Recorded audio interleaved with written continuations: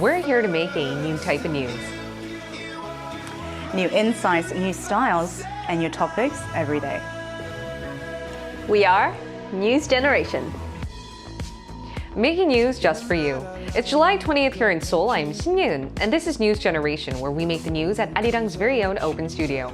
Every morning, we'll discuss the top issues and latest current affairs affecting people in their 20s and 30s. Joining me in the studio is Cheska Dainhong. Happy Thursday, everyone! Happy Thursday! And Nal Song. Good morning. Now, both are here to speak on behalf of people in their 20s and 30s. As usual, let's start with our news feed, which covers different hashtags and news items that have been trending on social media over the past 24 hours. Recently, Gallup Korea released survey results on how many people in Korea use which type of phones. It found 7 out of 10 of them use Samsung, but 65% of those in their 20s used Apple phones instead. Moving on to our second story.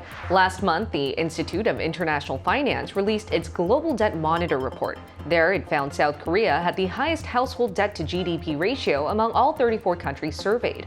Officials attributed this to skyrocketing real estate prices amid low interest rates from the COVID-19 pandemic, also with more people relying on debt investment. Since this report, other banks and financial institutions have also found the same result. And last but not least, on Wednesday, the Minimum Wage Commission decided to raise South Korea's minimum wage for next year by 2.5%.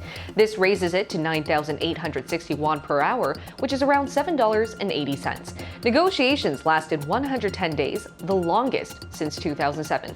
And the reason why we've been seeing these long discussions was because the labor union had demanded that the country's minimum wage exceed 10,000 won per hour. That's 11 cents more than what was eventually decided. And the latest decision is estimated to add more burden to already struggling small business owners.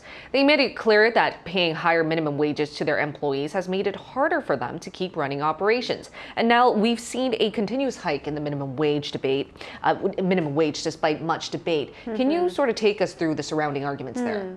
And I mean, small business owners have been struggling since the start of the pandemic as well, and the whole minimum wage going up every single year has been difficult for them. And I understand the struggle, but for people who are working for them, living costs have been going up. We've been covering that recently. Transportation fees have been going up. Food has been going up. So it is a necessary step, but definitely a painful one. Painful one, especially for business owners who just have started to get back on their feet with COVID-19 regulations eased. And it's really hard for them to find personnel that will stay here for a long time. Yep. A lot of people, a lot of part-time workers are deciding to quit their jobs within days. Right. Sometimes weeks, but within days of getting the post.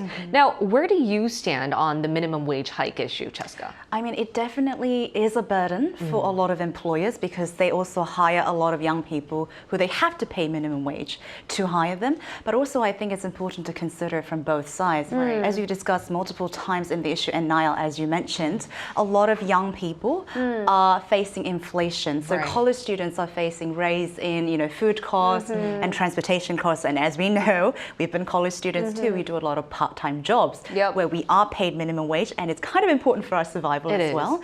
So I think it is kind of difficult to say which affects more, but also I understand, the issues from both sides as well. It's so hard because there doesn't seem to be a definite right or wrong. And that was our news feed for this Thursday. Let's now move into our discussion topic. Have you ever heard of LCK?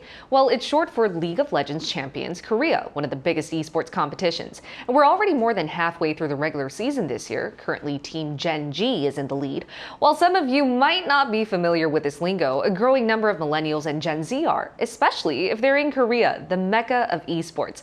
Take a look at the screen to find out more. There's a new sport at this year's Asian Games. For the first time ever, eSports will be one of the 37 sports to be played in China's Hangzhou.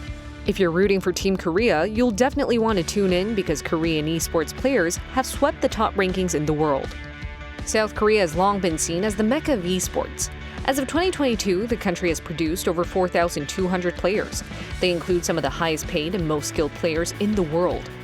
Experts analyze that the reasons behind South Korea leading the gaming industry are its fast data connection, huge numbers of PC rooms designed for gaming, and its openness to gaming culture.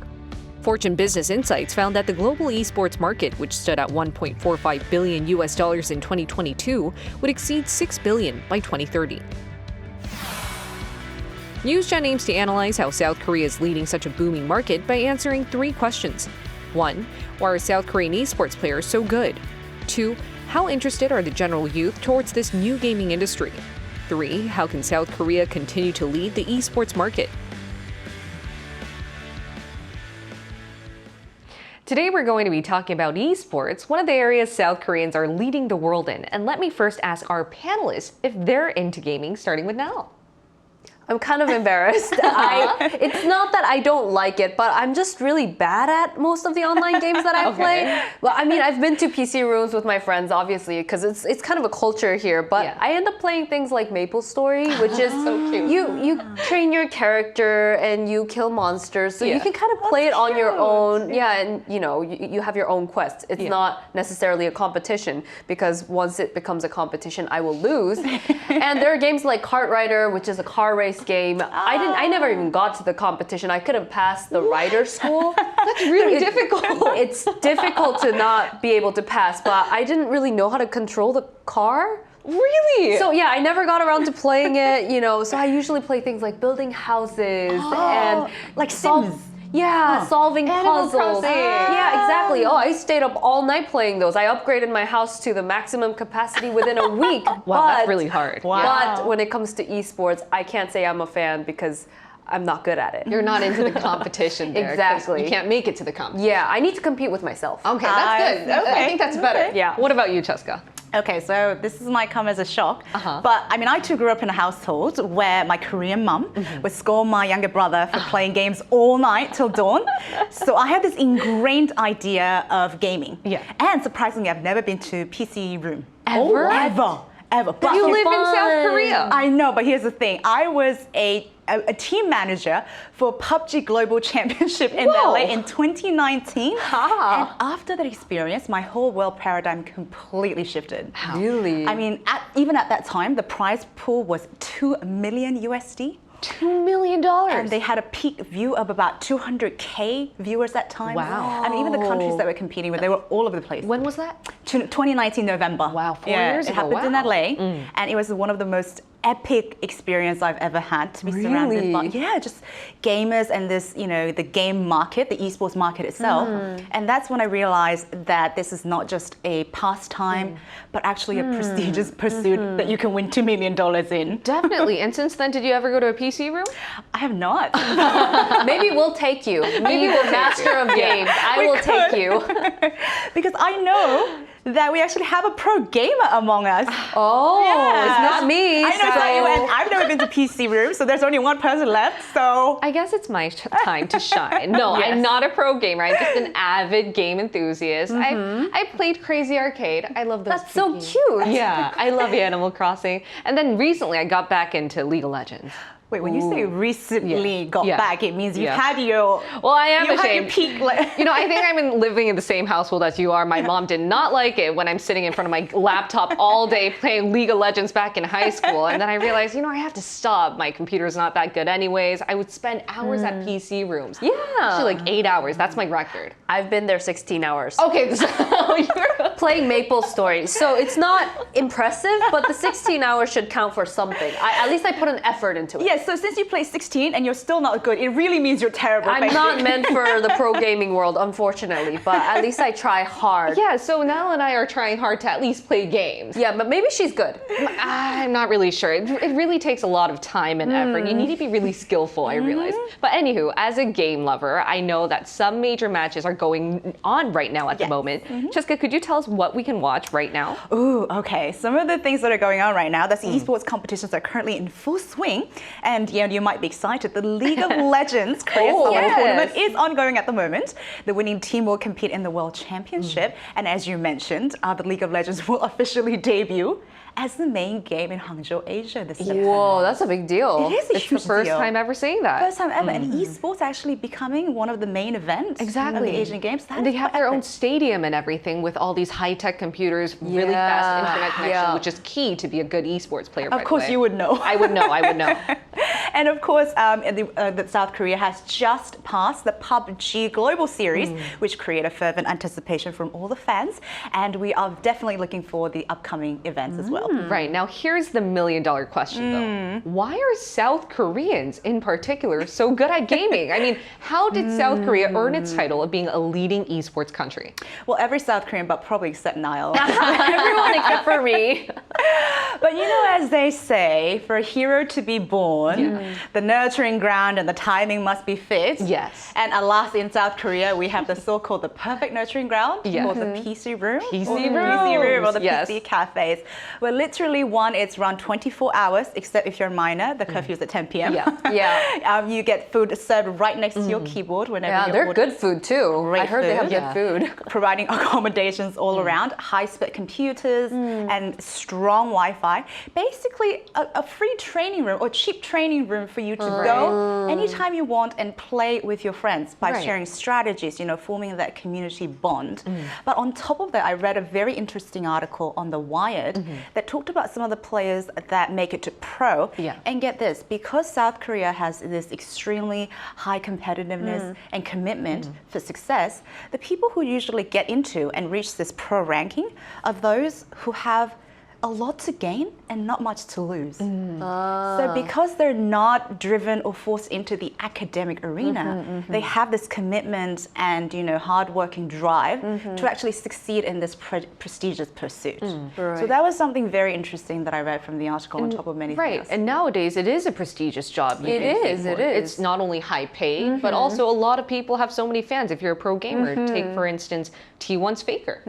Exactly, yeah. And just because you have not a lot to lose doesn't mean they're not smart. They're very, very intelligent, mathematic, strategic masterminds. It's just they didn't necessarily fit into the Korean education system. But that really doesn't mean that they're not smart. They're so intelligent. It's kind of like a modern day chess, modern day Baduk, or also internationally known as Go. So they have to really think about what they're doing. But like we mentioned earlier, PC rooms are it's a cultural thing. After school, to relieve your stress, you go with all your friends, and it's almost like being good at actual physical sports in the States, like the captain of the football team. If you're really good at the game, it's your social status. You can kind of gain popularity. So yeah, people go and practice on their own. And if I add my own insight to it, last year I went to the mid-seasonal invitation in Busan. What? It's another League of Legends match. You actually got an invitation? No, actually I went there for field reporting, and there I met a lot of different experts, and how they analyze South Korea's big boom in esports is the history dates back to StarCraft in the 80s. Of course, a lot of people went to PC rooms. So popular. As you guys mentioned, there was the culture for looking at other people playing games. They would become Actually studying. Yeah, actually studying. Seeing their friends being so good at it, as you mentioned, like a football player. Like they'd be like, oh my gosh, how are you so good? And they would share information. And they would get motivated and go practice on their own, but not let it show, but just quietly practice. Even before esports became like an actual gaming event, people had this culture here in Korea where they would look at really skilled players. Exactly. And another attribute is that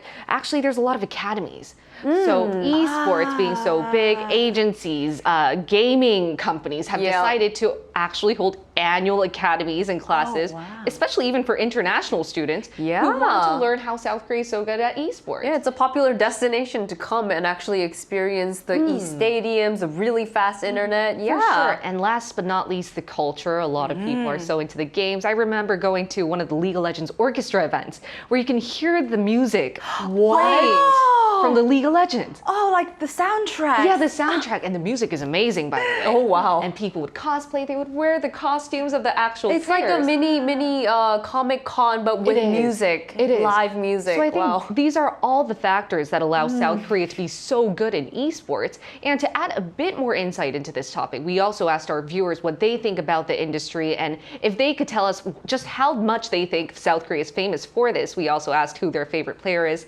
Take a look at the screen to find behind what 3 of them had to say. So Tobiot said, Kyum Patri, being a StarCraft master from back in my day, also the 24 hours esports cable channels in Korea at the time, played constant StarCraft and Diablo 2. Oh my gosh, throwback. Now Daniel Mega said, my favorite pro gamers are Arslan Ash and Ativ Butt, who recently won the Tekken 7 Nations Cup. Kayla Peril said, I play the Sims collection. I also play Nintendo Switch like games. They're like you now. You can relate to them.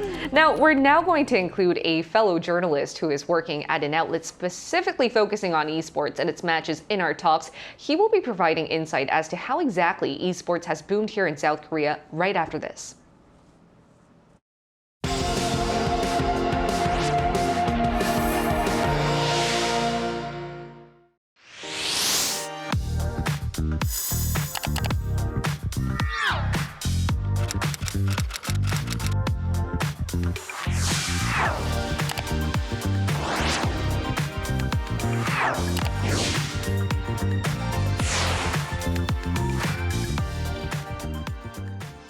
We're now going to be talking to a journalist from One Esports. It's Ethan Shin. Welcome, Ethan. Hello. Thank you for having me. All right, Ethan. So you must have done a lot of field research and reporting on esports. What do you think caused South Korea's sudden boom and success in this industry? Actually, you guys answered this question so well. I don't know if I can. Of course you can. It was a if I'm guess. actually needed. Yeah, provide some professional insight for us, please. Actually, you're correct. There's actually many reasons why esports became such a phenomenon in Korea. I think one thing that attributed to its success is StarCraft. When it was released, it's a game that many people played. Children, teenagers played it after school. Even adults played it after work. It was like truly a national phenomenon. And I think this kind of coincided with like a rapid expansion of internet network in South Korea. Right. At this time, I believe South Korea had one of the fastest internet and most subscribed users in the world. And Wow. and which that also led to like the development of PC cafes and things like that. So many people started playing StarCraft together, and we also started StarCraft tournaments where people can kind of flex their muscles and kind of show off who's the best, and things like that. And one thing that people realized was that people actually enjoyed watching other people play games, which That's true. just like how people enjoy watching other people play sports. So we started a dedicated channel just for esports. Cheska, would you like to ask the second question? Sure, Ethan. I hope you can hear us. South Korea has been known as the Mecca of esports, with legendary players like Faker. And I think we discussed a lot of reasons, including cultural. In your opinion, what are the top 2 reasons that Koreans birth these great players? Can you guys hear me now? We Yes, can we hear you can hear perfectly. you. All right. All right. I think there's actually a lot of reasons I guess I would like to talk about, but since we're kind of I can't really cover them all. I think one reason is, as you mentioned, Koreans love playing games. True. That's like the simple answer. We play more and we play longer, like 16 hours. Wow, that's a Yep. lot. Even I Thank haven't you. played 16 hours in one day. Even though, yeah. So, and once you play more, you become better, and you also, once you play with more, actually better players, you become better, and we end in this kind of cycle. Along with that, however, we have an incredible supportive infrastructure. I believe the only country in the world that actually has a governing body that oversees the whole esports industry, which is known as the Korean Esports Association, and they are, I guess, run by Ministry of Culture, Sports, and Tourism, the national Right. government. And in a way, this organization oversees the whole industry with various actors like players, teams, and publishers who create the games to make sure like things are fair. That and another thing that they do is they develop academy level Wow. tournaments. Yeah. So, like you mentioned before, we have academies in Korea, and KESPA sets up tournaments just for these academy players, so they have experience playing in tournaments. Because there is a significant difference between just playing with just random people and also playing tournament setting, because like you become super nervous when you play.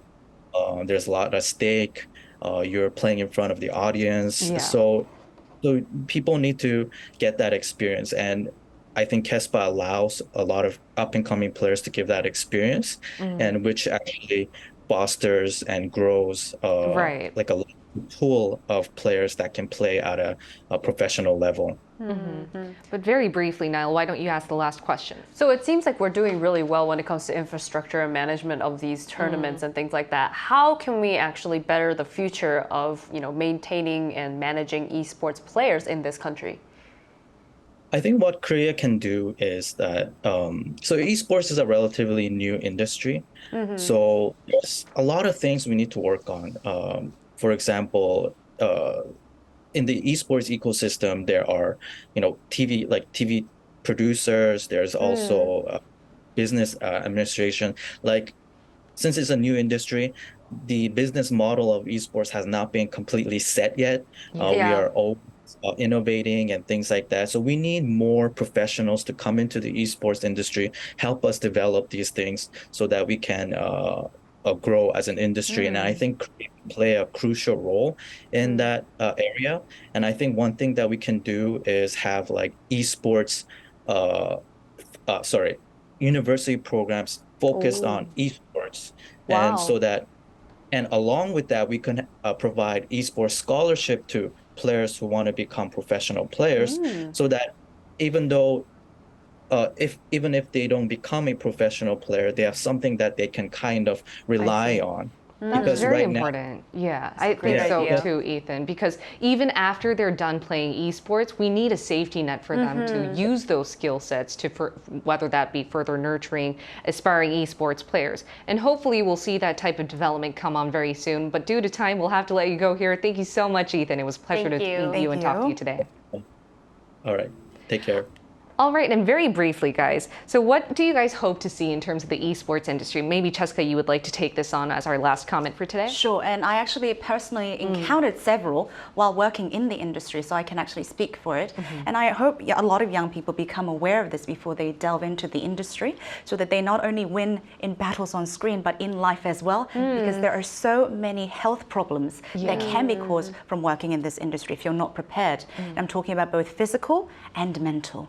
And especially because you start at such a young age, your social skills or how to live life or how to engage with people become completely depleted by the time you reach your peak, or as our interview mentioned, as you come out of it with the only skill you have to pro gaming. Right, for sure. And hopefully we'll see those developments come forth, as we are the mecca of esports. Now, we'll be here every day from 9:30 to 10 a.m. Korea time, bringing you more topics young people are talking about. Special thanks to Cheska Deinhong Pleasure's always mine. Thank and you. Niall Song. This is so fun. All right. And thank you everyone for watching. We'll see you tomorrow. We are News Generation.